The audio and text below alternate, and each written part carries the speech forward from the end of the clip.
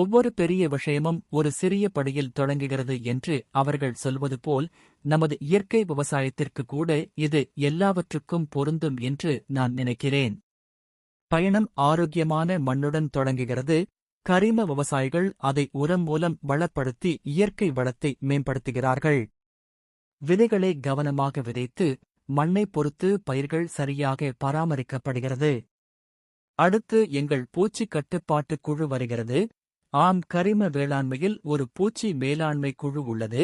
இதில் புழுக்கள், சிலந்திகள், லேடிபக்ஸ், பறவைகள் மற்றும் பல பூச்சிகள் உள்ளன. அவை கரிம சூழலில் முக்கிய பங்கு வகிக்கின்றன.